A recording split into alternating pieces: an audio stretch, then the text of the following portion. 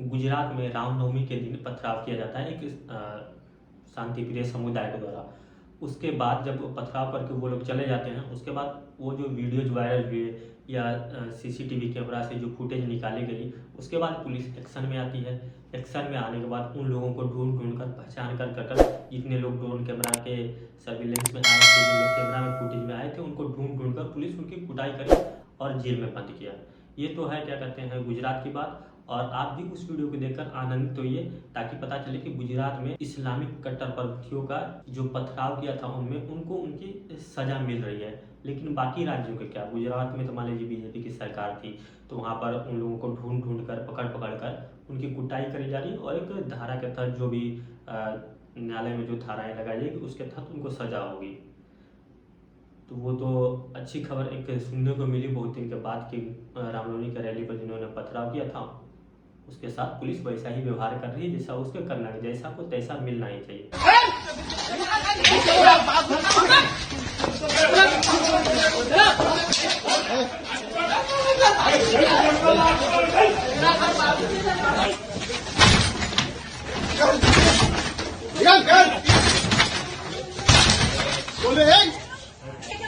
अरे मार नहीं खाता, बोले तो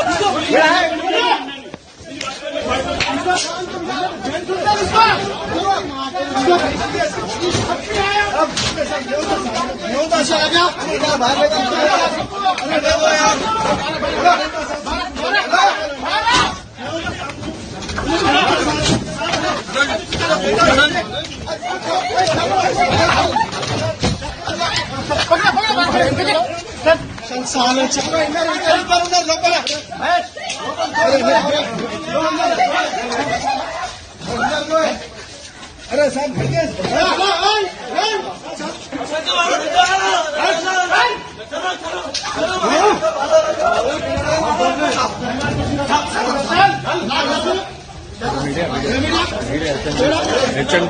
अब आते हैं हम बिहार पे। बिहार के सासाराम में मुस्लिमों के भीड़ ने एक गुलशन कुमार का लड़का था, उसे गोली मार दी सासाराम में, जो वहां पर धारा 144 लगी हुई है। और बिहार पुलिस कह रही है कि सब कुछ नियंत्रण में है।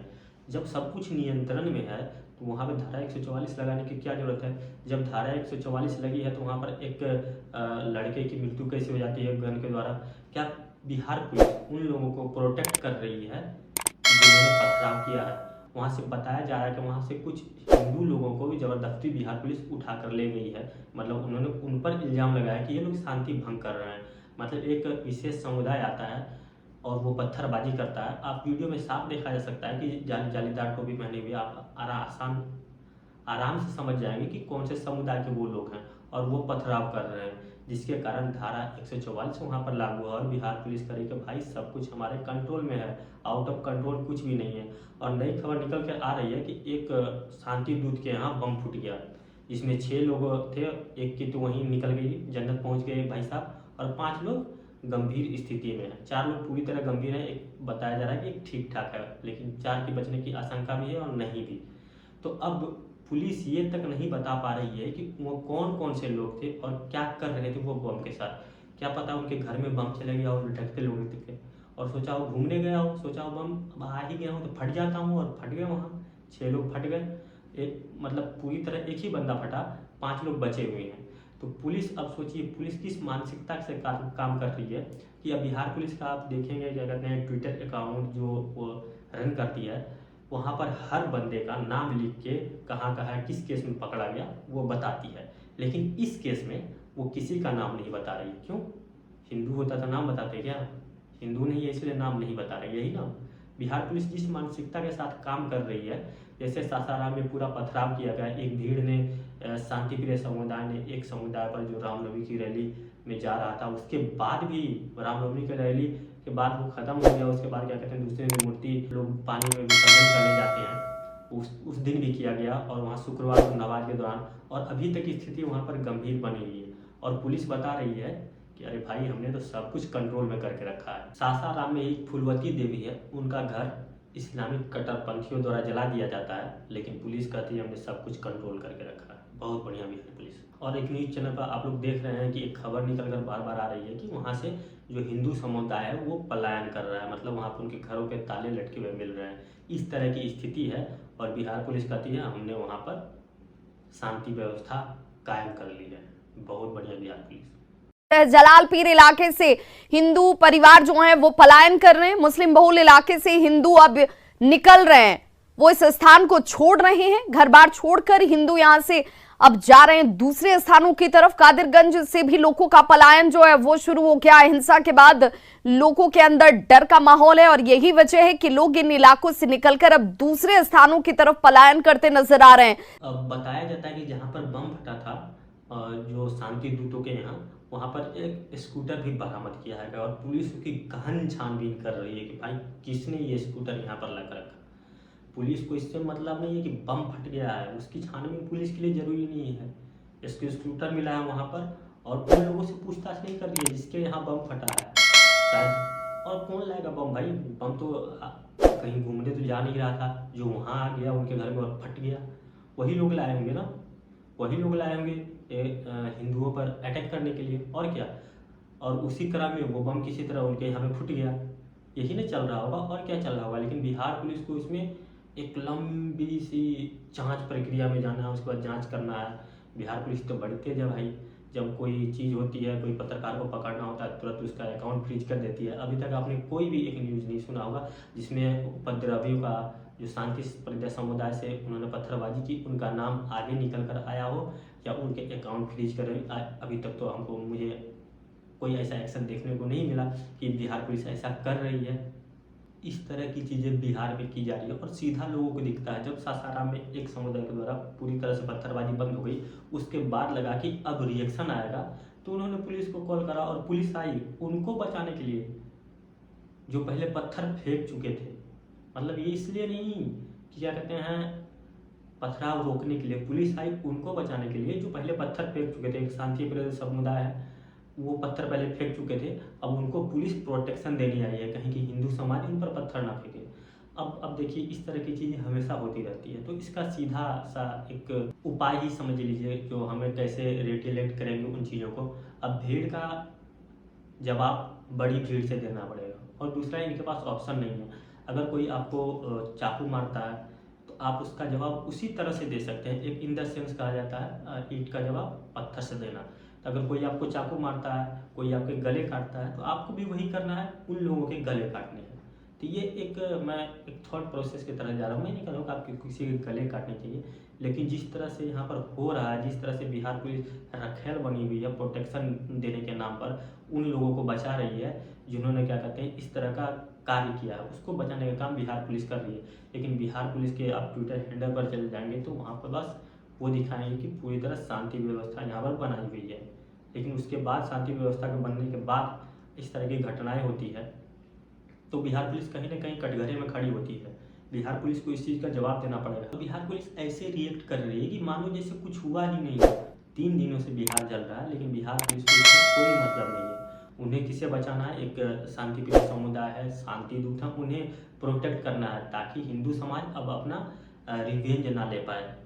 इसलिए वो लोग वहाँ पर 144 लगाई गई है, ये मेन रीजन है। वहाँ पर एक खबर ये भी निकल कर आ रही है कि बीजेपी लीडर को अनजान लोगों ने गोली मार दिया है वहाँ पर वेस्ट बंगाल में।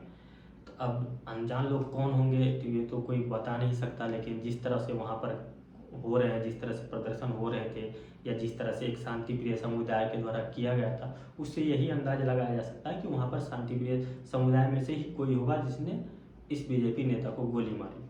अब इस चीज़ को कोई लोग, बहुत सारे लोग डिफेंड करने लगे, अरे वो तो बीजेपी का नेता था इसलिए गोली मारी गई। भाई वो बीजेपी का नेता हो, कांग्रेस का नेता हो या कोई भी दल का नेता हो, लेकिन पहले तो वो इंसान था, फिर ना वो बाद में अपनी अपनी ऐसा थोड़े ना आपकी विचारधारा से मेरा विचारधारा मेल नहीं करता था आप मुझे गोली मार देंगे, मैं आपको गोली मार दूंगा। लेकिन होता है, बहुत सारे शांति प्रिय समुदाय हैं, बहुत सारे ऐसे लोग जिनके दिमाग में ये चलते रहता है। तो ये बंगाल में आम सी घटना है, तो इस पर ध्यान देने की जरूरत नहीं है। बिहार भी बंगाल के राह पर है, तो आने वाले समय में बिहार में भी ऐसा ही होने वाला है। अब बताया जा रहा है कि बंगाल के हुगली के रिसरा और श्री रामपुर में एक विशेष समुदाय द्वारा पत्थरबाजी की गई और कुछ युवकों को चाकू भी मारा गया।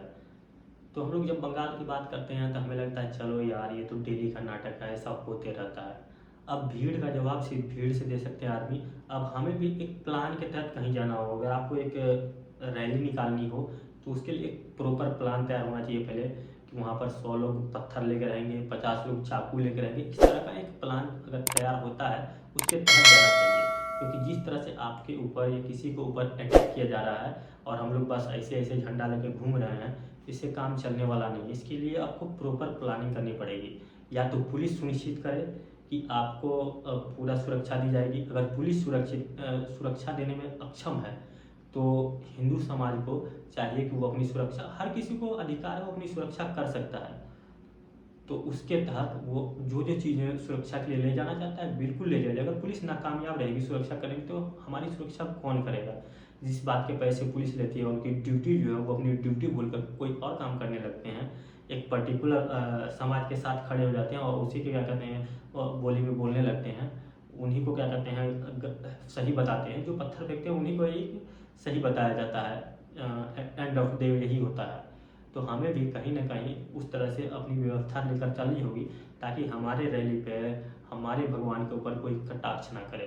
अब जैसे देखते हैं कि हमारे भगवान के ऊपर, आराध्य के ऊपर कटाक्ष किए जाते हैं और किस किस तरह की कॉमेडी बनाई जाती है, कमेंट किए जाते हैं, लेकिन हम लोग क्या करते हैं चुपचाप सुन लेते हैं। लेकिन एक विशेष समुदाय के ऊपर आप एक टिप्पणी करके देखिए, आपका सर धड़ से अलग नहीं कर दिया गया। तो आपने देखा ही नुपुर शर्मा किस तरह की ज़िंदगी जी रही है और उसके एक कहने पर कितने लोग, 6 लोग मारे गए, इनका सर काट दिया गया। तो ये तो हाल फिलहाल की घटना आप वाकिफ़ होंगे। तो हमें भी कुछ ऐसा ही इख्तियार करना पड़ेगा जिस तरह से ये लोग रिएक्ट करते हैं। अगर किसी ने हमारे भगवान के ऊपर कमेंट करा, कुछ गंदी बातें की, तो सीधा गला काट दो, बस बात खत्म। मतलब जैसा क्या कहते हैं बोला जाता है, अगर 2-4 लोगों के गले कट जाएंगे ना भाई, सब लोग आसानी से शांत हो जाएंगे। और ये हिंदू समाज को अपनी जान बचाने के लिए करनी होगी। ऐसा नहीं कि आप किसी को कहते हैं जाके गला काट दो, लेकिन ये हिंदू समाज को ज़रूरत है जगने की। अगर नहीं जगेंगे तो वो सोए सोए उनका गला कट जाएगा, इतना तो तय है। बाकी आप खुद समझदार हैं, आप सब कुछ समझते हैं। और बिहार भी बंगाल के राह पर है और बहुत जल्दी अगर इसी तरह का माहौल रहा बिहार में तो बहुत जल्दी बंगाल बन जाएगा। बाकी आपको ये वीडियो कैसा लगा हमें कमेंट करके बताइए। अगर आपकी कोई राय या कोई विचार है तो आप कमेंट के जरिए हमें दे सकते हैं। ये वीडियो अगर आपको पसंद आए तो वीडियो को लाइक कीजिए, अपने दोस्तों के साथ शेयर कीजिए। अगर आप हमारे चैनल पर नए हैं तो चैनल को सब्सक्राइब करना बिल्कुल मत भूलिएगा, क्योंकि ये बिल्कुल फ्री है। धन्यवाद।